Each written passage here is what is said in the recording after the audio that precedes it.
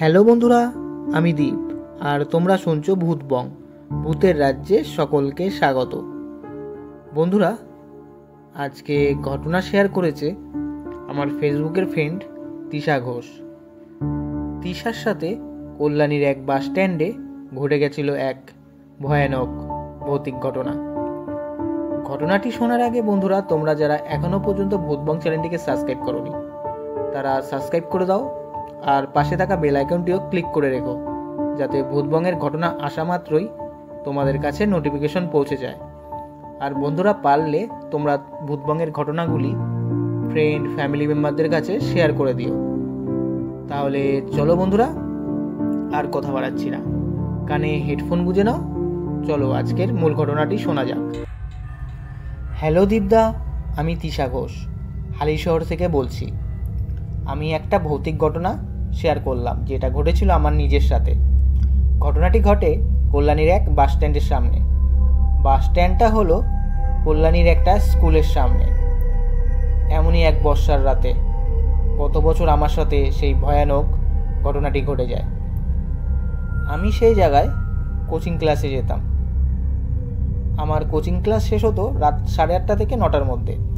তারপর আমি আর আমার ফ্রেন্ড প্রিয়াঙ্কা একই সাথে বাস স্ট্যান্ডের সামনে আসতাম। ওর বাড়ি কল্যাণীতেই।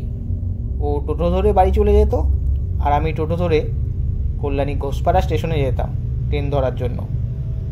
সেই দিন খুব বৃষ্টি হচ্ছিল, তাই প্রিয়াঙ্কার বাবা ওকে নিতে আসে। আর সেই দিন এতই বৃষ্টি হচ্ছিল যে রাস্তাঘাট একদমই ফাঁকা, টোটোও পাওয়া যাচ্ছিল না। কল্যাণীর ওই এলাকা এমনিতেও বেশি রাত হলে শুনশান হয়ে যায়, তার মধ্যে আবার বৃষ্টি আরও বেশি শুনশান।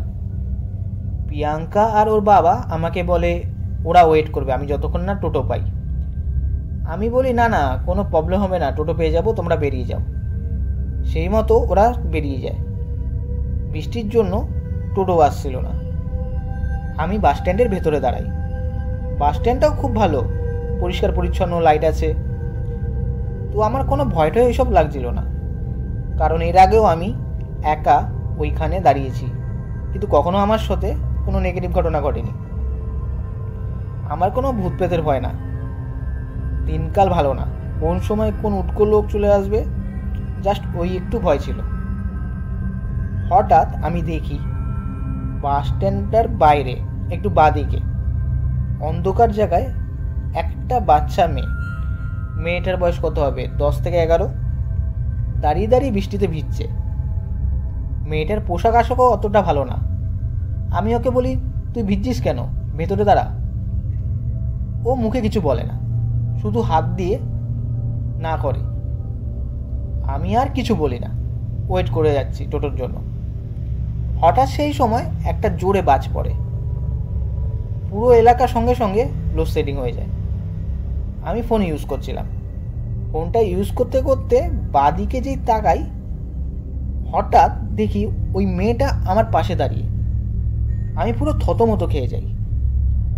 তারপর আমি নিজে নিজেই ভাবছি যে বাচ্চা মানুষ, বাজ পড়েছে, তার জন্য মনে হয় ভয় আমার সামনে এসছে। তো ওকে আর কিছু বলি না। তারপর দেখি দূর থেকে একটা টোটো আসছে। টোটোটা আসছে বলে আমি কি করি, বাস স্ট্যান্ডের বাইরে দাঁড়াই, কারণ আগের থেকে যদি না দাঁড় করাই রানিংয়ে যদি বেরিয়ে যায়, তাই বাইরে দাঁড়াই। আমি আবার একটু পেছন ঘুরে তাকাই মেয়েটাকে দেখার জন্য। দেখি মেয়েটা পেছনে নেই, পুরো গায়েব। আমি ভাবছি কি হলো, এত তাড়াতাড়ি কোথায় গেল? এদিক ওদিক তাকাই, দেখি ও রাস্তার অপোজিটে একটা মোটা গাছে মেয়েটা কি তাড়াতাড়ি বেবে উঠে গেল। আমি রীতিমতো ভয় পেয়ে যাই। অল্প অল্প বুঝতে পারি যে মেয়েটা স্বাভাবিক কিছু না। তারপর টোটোটা আমার সামনে আসে। টোটোতে বসে যে ছাতাটা বন্ধ করতে যাব, তখন আমার কি মনে হলো, পেছন ঘুরে তাকালাম। পেছন ঘুরে তাকিয়ে দেখি মেয়েটা গাছের নিচে দাঁড়িয়ে আর এক বিকট হাসি দেয়। ওই হাসি দেখে আমি পুরো ভয় পেয়ে যাই আর বুঝে যাই যে ওই জিনিসটা অস্বাভাবিক কিছুই। টোটো চালককে আমি বলি, কাকু এই জায়গাটা কি খারাপ? টোটো চালক বলে, না না, এই জায়গা খারাপ হতে যাবে কেন। অ্যাকচুয়ালি আমি নিজেও ওই জায়গায় 2 বছর ধরে কোচিং ক্লাসে যাই, কখনো আমার সাথে কিছু ঘটেনি। আমি একাও ওই রাস্তায় বা বাস স্ট্যান্ডে থেকেছি, কখনো কোনো নেগেটিভ কিছু ঘটেনি। টোটো চালক বলে, কেন তোমার সাথে কি কিছু ঘটেছে? আমি বলি, না না তেমন কিছু না, একটু নেগেটিভ ফিল করলাম। তখন টোটো চালক বলে, ফাঁকা রাস্তা তো, কখন কি ঘটে যায় ঠিক তো বলা যায় না।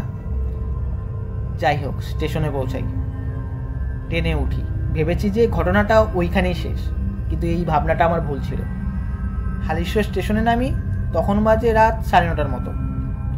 আমার বাড়ি 1 নম্বর প্ল্যাটফর্মের দিকে, তো আমি ব্রিজ পার হয়ে 1 নম্বর প্ল্যাটফর্মের দিকে যাব। এমনিতেই বৃষ্টি, তার মধ্যে হালিশ্বর স্টেশনও ফাঁকা।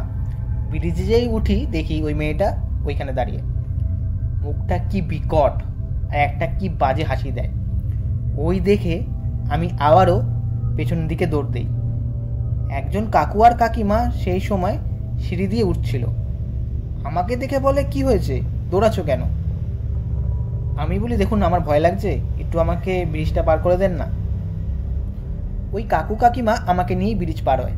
তারপর ওনারা আমাকে জিজ্ঞাসা করে, মানে আমার হাবভাব দেখে বুঝে গেছে কিছু একটা হয়েছে, যে কি হয়েছে তোমার।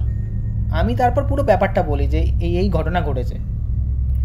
ওই কাকু কাকিমা এতটাই ভালো, সেই রাতে আমাকে বাড়ি পর্যন্ত পৌঁছে দেয়।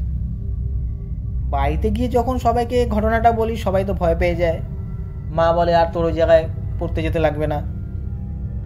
চিন্তা করি যে আমার সাথে এমন ঘটনা ঘটলো কেন, এর আগে তো কখনো এরকম হয়নি, সেদিনই কেন ঘটলো। চিন্তা করে ভাবলাম যে সেদিন আমার দুটো প্রবলেম ছিল। একটা প্রবলেম হচ্ছে সেদিন আমি পুরো চুল ছেড়ে গেছিলাম, আর দ্বিতীয় প্রবলেমটা হলো সেই সময় আমার ডেট চলছিল। তো এরকম তো শুনেছি আগে যে নেগেটিভ জিনিসের প্রভাব বেশি পড়ে এরকম ডেট চলাকালীন। তো এই ছিল ঘটনা। তো পরবর্তীকালেও আমি সেই জায়গায় পড়তে যাই, তারপরে হচ্ছে সেই বাস স্ট্যান্ড রাস্তা দিয়ে যাই। তো তারপর আর কখনো আমার সাথে কোনো নেগেটিভ ঘটনা আর ঘটেনি। তাহলে বন্ধুরা, আজকের এই ঘটনাটা কেমন লাগলো কমেন্ট করে জানিও আর লাইক করে দিও। আর বন্ধুরা, তোমরা যদি ভূতবংয়ের ঘটনা পাঠাতে চাও তাহলে আমাদের ভূতবংয়ের ইমেল আইডি bhutbongofficial@gmail.com পাঠিয়ে দিও। আর এই ইমেল আইডিটা আমাদের ডেসক্রিপশনেও আছে, তো ওইখান থেকেও দেখে নিতে পারো। তাহলে বন্ধুরা, আজকের জন্য এইটুকুই। Tata, by.